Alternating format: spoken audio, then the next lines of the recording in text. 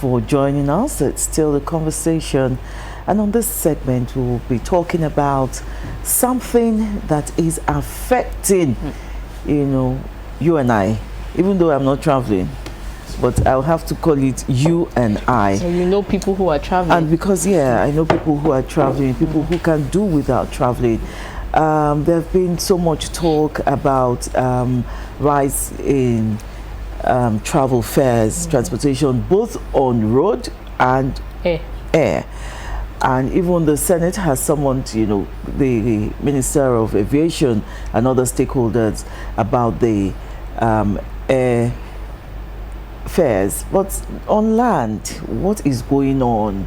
Every day we hear that, fuel price has gone down. So what is really happening? Is it just about fuel, or are there other factors, that is making these prices soar? Joining us this morning is Yinka Aderi-Bigbe. He's a journalist, social affairs commentator, and we're talking about rising cost of interstate travel. You're welcome.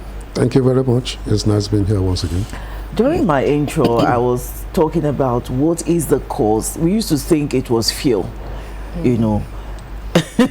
So now that, fuel has been reduced, fuel price has been reduced, what exactly is causing this spike in travel, especially interstate travel prices? Well, thank you very much. I think it's a seasonal thing, and it didn't happen today.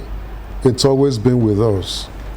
The fact that you have, especially on the road mode, you have drivers who will want to maximize the opportunities of this period, that people will travel, so they will want the first and their last mile, especially the throughput going and coming, to maximize how much they will run.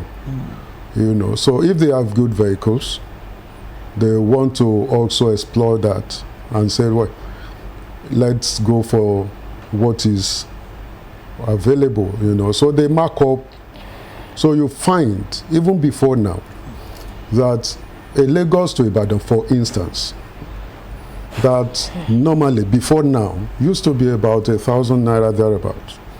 You find it going for 2,000. But even now, before 2023. Before 2023. From 2023, you find it going as much as 3,000 naira thereabouts. So that has gone to like 4,000. It will even climb 5,000 by this season, by tomorrow next, because that is their period. So they always cash in on this kind of mood, seasonal moods like this. Take advantage of the season. You find this also happening during the Ileya festival. You find this also happening during the Easter festival. It's like that for the road mode. That is their season. But since 2023, with the subsidy removal, a whole lot more has to come into play. And especially for fleet operators, the fact that the federal government is giving them a subsidy, you pay half, government pays half of your trip. I find a lot of Nigerians are also cashing in on that to say, look, this is our own national cake, so why not? Out of it. You understand? So we bake it together, so why not let's take our own share? So I think that is what also plays or is playing out, especially now, that everybody kind of anticipates that the federal government will do as they've done in the last 2 years. Remember, they started at 2023 December. It was repeated last year. We're anticipating that by today, tomorrow, they will announce a repeat of that. So they already jack up the price in anticipation of that, so that whatever the government wants to give, they will be at home with it, kind of. I remember back in 2010, 2011, because I schooled in Enugu, I used to buy ticket 3,500. go, that's for to and fro. But now you'd see ridiculous amounts like 75,000. You can't get it for Which that ticket? No, not flight, oh.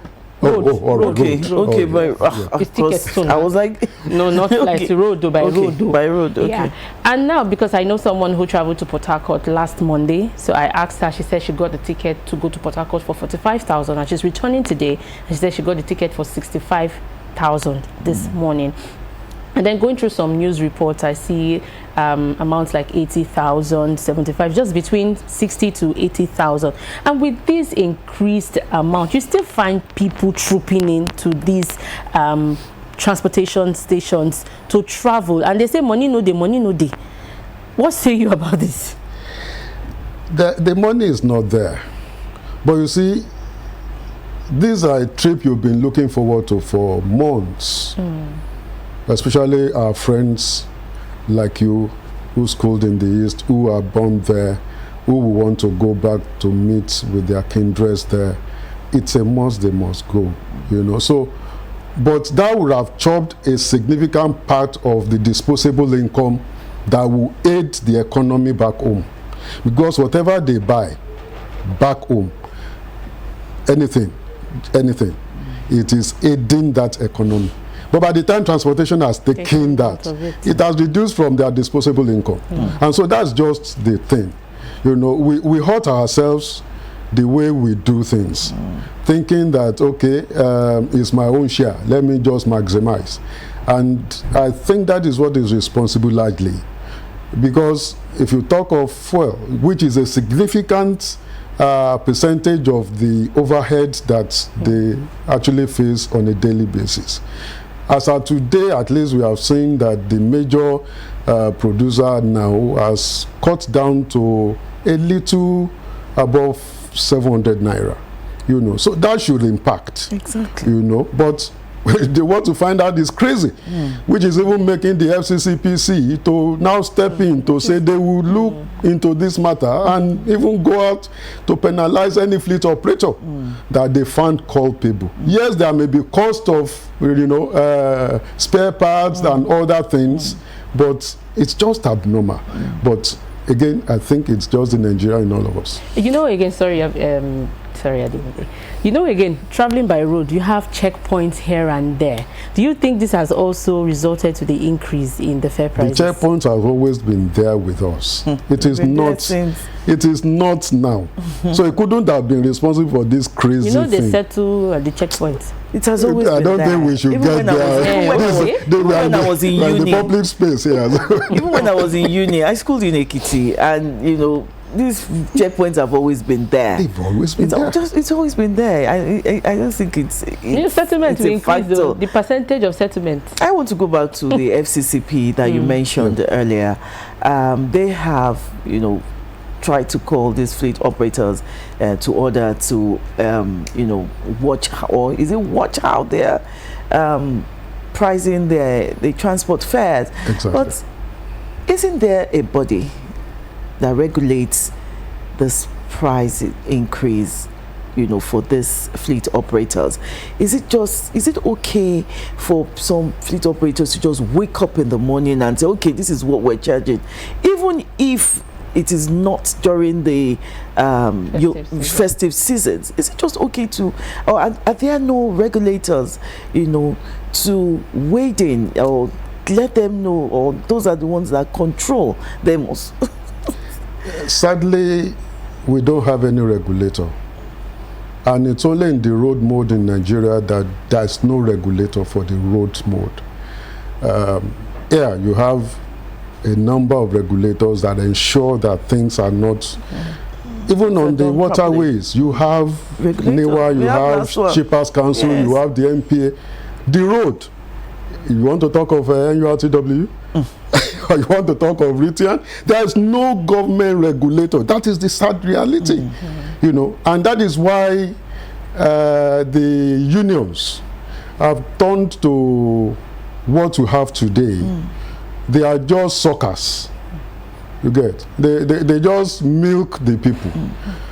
Even to put half or a quarter or even any percentage at all back to the road that is feeding them on a daily basis. They will not. They would rather still wait on the government, join you and I, to condemn the government for not putting the road in place, for them to continue to exploit. So that's the kind of thing we have. There's no regulator really, and that's why FCCPC is stepping into that space, at least for this period, so that at least they will help sanitize, if at all, if they could. Okay. You know. Another factor that we have seen or we have read about is kidnappings, banditry on our roads. Some even cited bad roads. So how does this also affect the prices of transport fare?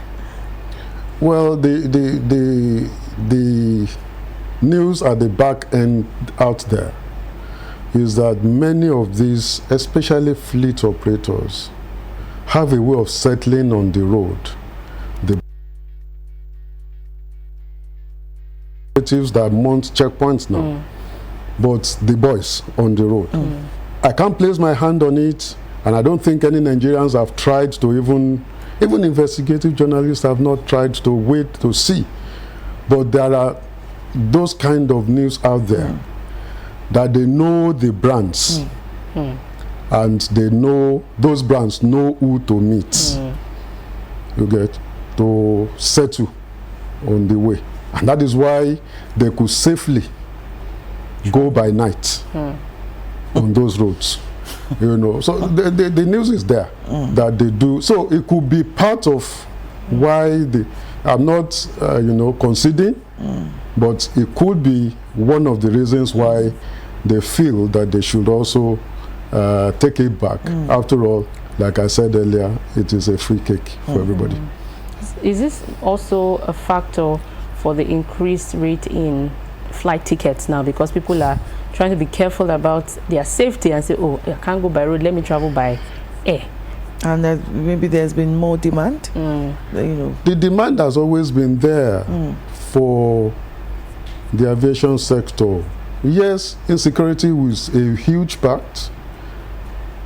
Even if you put Abuja, Kaduna, or you put Lagos, Abuja at 500,000, you will still find Nigerians that will be patronizing it. So it's about how do you price your safety, you know. But by and large, aviation is for the upper crust of the society. What affects you and I, about 80% of the population of Nigeria with the requisite disposable income at this time should be the road mode, you know. And that is why the government is also concerned, because in spite of everything that the government has been doing, you know, deploying CNG buses, trying to intervene in how many commercial vehicles are actually retrofitted with CNG engines and all that, you still find that these people are yet to bring back or to bring down the prices. But it's a major issue, especially with this season that we find ourselves. Okay, there are also concerns that while this prices increase, that, you know, these fleet operators do not still care about safety and safety of lives and property, that, you know, they just leave those buses as it is, that, you know, sometimes Poor maintenance. Yes, poor maintenance, despite the high price of transport fares. Well, I wouldn't say that that assumption is correct. Depends on the bus, really. Depends on if it's the locally. There are some brands. Yes, that will do that. Really, yeah, that's actually where I'm going. Okay. The major brands that have been in the transport sector that has held it healthy for so long wouldn't even be trifling with people's safety in their care, because they know what it means. So I wouldn't say that that is a major issue. You know, even here, those ones doing the local shuttles, going to our neighboring please, ma, any other time you want to board a bus, check the tires. Most of them, you see that they have good tires, brand new, most of the time, yes. So it tells you that gone are the days in the 80s, 90s when Okay. They do not Maybe that really was care. The last time I heard. They have the awareness, yes. Yeah. One of the things that they put attention to, because they know that is the only thing that is putting food on their table. Yeah. So if it does not work per day, it's not like us that receives an income. If it does not work per day, the day is short for the income that you bring. So they must ensure that it works. How does it work? By ensuring that they buy the requisite parts, especially tires, because the tire is the only thing that helps the driver to communicate with the road. If it's bad, I mean, you can't go anywhere. You can't. All right, moving forward now, we have cited some issues that might be contributing or causing the high increase in cost of this fares. But again, what steps do you think that both government and the stakeholders in the transport system can employ to reduce this pressure? My sister, there's no one answer fits all here. Yeah, because it's a push and pull thing. The people doing it are responding to the pull of the economy. If you live in Lagos and you know where these guys are living in, you will know that they need to do something else to get the income to pay the landlord. So all of this are the basket in which every one of us are dipping our hands to get what we want to do per day. So there's no one answer. It is just for the government to continue to do this, hoping that the Nigerian in all of us will be addressed as we go. Because you see, we have so much to do in terms of social deliveries. We have so much to do in terms of insecurity, you know, tackling it from the roots. We have so much to do even amongst ourselves in terms of the way and the spontaneity in which we respond to the triggers. While somebody will say, look, it doesn't be, I'm not really bothered whatever anybody wants to say, this is what how much I want to collect. Somebody else will say, let me be fair.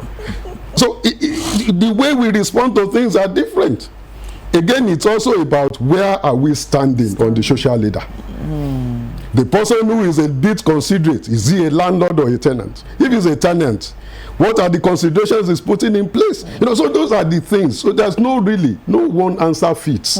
It's just for the government to continue to do the things that affect the generality of the people, and then for the people now responding as it goes. But I don't think it will be sorted with this season. I also wanted to address the issue of that for the transporters now. There's also a case of exploiting people because of the season. I've heard some drivers say, like for instance, you have some churches who organize camp meetings and there will be heavy traffic, especially on the Lagos-Ibadan Expressway. Yeah. And I heard a bus driver saying, you know, he was calling an outrageous fare and was saying, Nissan, I think you only pay it once this year, so now go pay them like that. And that's pure exploitation. I mean, that's exploitation. So I would like you to address that too. We can't take that away from Nigeria and Nigerians. It is just responding to the economy that we are all living in, especially when there is no price control system put in place by the government. Because if it's in place, it will affect every gamut of the social structure, including transportation. Now, if we know that transport is the heart of everything we do, then government will put more attention at it and ensure that all of us affected by that single system are captured in a better way than this. And one of the big ways we can do it is what Lagos is doing, as a matter of fact, by ensuring that there is a government control system in place. You know, it's not yet where they want to be, but I think we have started and it has been sustained for this much. You know, there's need for new injection of buses to capture more areas that are not yet captured, whether first mile, whether last mile, whether the bigger buses for BRT systems. But then we have started. If other states can also do such a thing, then the pressure that we all face from the Shylock, Daddy and Mommy enterprises that are running the small buses will be reduced. Okay, we've been talking about rail, we've been talking about road, we've talked about air. What about rail transportation, which has been touted as, you know, as a better alternative, but you know, we don't have so many routes. From your observation, do you think that the rail transportation will bring some kind of relief if it is fully explored? I think even if we take the Lagos state as a case study, it is already doing so. Okay. If you look at the example of the Blue Line, a lot of Nigerians are benefiting from the short shuttle between Marina and Mile 2. As short as it is, do you know you can spend 3 hours on that route? If you are moving from Mile 2 and coming to your Idumota shop by road, it has been shortened to 15-20 minutes. So you find people queuing, and it's always heavily subscribed. And the same thing is going on the red line between Oyingbo and Agbado. You know, so you find that if government puts more attention at rail, on the national scale, the federal government is doing a lot, and I think, not even that I think, I know that the present managing director of the Nigerian Railway Corporation is doing a huge lot to ensure not only that government continues to sustain in terms of new investments, but to ensure that the legacy lines and all the assets of Nigeria is fully exploited by all of us. Now, the Nigerian Railway Corporation has moved from the old out of exclusive list, is now on the concurrent, meaning that you or myself, with the requisite funds, can put something on the national corridor. You could choose to do freight services, you could choose to do passenger services, you can put your coaches there, you can buy locomotives to run it, you can, and you do a shared prosperity with NRC, percentage sharing on profit margins. I mean, those are the huge opportunities, and I believe that going into 2026, you will see more visibility on the Nigerian Railway Corporation, as a matter of fact. Okay, because I know you have go ahead. Because I noticed that most people going to the southwest are not really feeling this price increase of transport fares. It is mainly those going to the east. Yes, mainly those going to the east. Those going to even Ilorin. Yes, having it at 13,000 naira now. What used to be 2,000, 3,000 naira. Yes, we have states, we have some states in the southwest that have, come, to provide free train services. What will this do to Nigerians who are living in Lagos if other states could, take up this initiative? Well, I think that not even states now, but you now have the regional development commissions. Okay. I'm aware that the Southeast Development Commission has approached the Nigerian Railway Commission to ensure how they could take ownership of all the national assets of the Nigerian Railways at the Southeast. The Southwest Development Commission has also approached the NRC, and their intention is not only to develop new lines, but to take hold of the old abandoned lines. You remember when we were growing up, you have the Dogo line that used to be an agricultural belt train that brings produce from Yewa area of Ogun State to Lagos. Now, the Southwest Development Commission is thinking of reactivating that line, which has been dead now since 1990s. So you find that apart from the state government, regional corporations, regional development commissions are already interested in helping to take ownership and to put the national assets on the rail into better use. Ogun State, I want to believe, is one of the states that are very interested. Ogun is very lucky to have the standard and the narrow gauge intersect at some point. Ibadan is a very good example of that. In Southwest, you have, out of the 6 states, 4 are connected by the rail. So if even those 4 take ownership and do something on the rail, even putting new coaches there. Even on the narrow gauge, you can buy new coaches. You don't need, it doesn't have to be these old rotty ones that the Nigerian Railway is using. You could get the modern narrow coaches, and they run for people are willing to pay. Imagine what the Aregbesola train does every seasonal program like that between Lagos and Osogbo. I mean, these are opportunities waiting to be tapped. You know, imagine if a creative administration, a creative government just decided to tap into it will cost you far less than the amount you need to establish a new airport anywhere. But do we have tracks from Lagos all the way to the east now? I'm just trying to find out. You don't have from Lagos to the east, but there's a central line you can get from Lagos to Kogi. Now you can now take that central line. There's the two national lines are the Lagos Kano as well as the Port Harcourt Maiduguri. Okay. Yeah, you call the first the western line, the second one is the eastern line. Then you now have three standard gauge. Abuja, Kaduna, you have also Lagos, Ibadan, as well as Warri, Itakpe. Thank you very much. Yinka Aderi-Bigbe, journalist, social affairs commentator. We've been talking about rising cost of interstate travel, and your insights have been quite interesting. My takeaway from all of what we have discussed this morning is that I think the rail transport system is still the better alternative.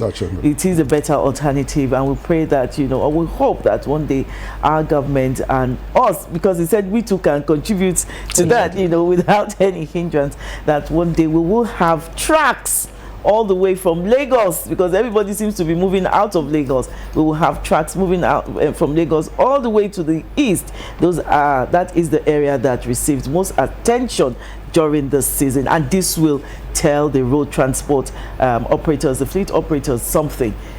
At least they won't have arbitrary increase in prices of transport fares during the season. Thank you once again, Mr. Yinka Aderi-Bigbe. We'll go on a short break. When we come back, the conversation continues.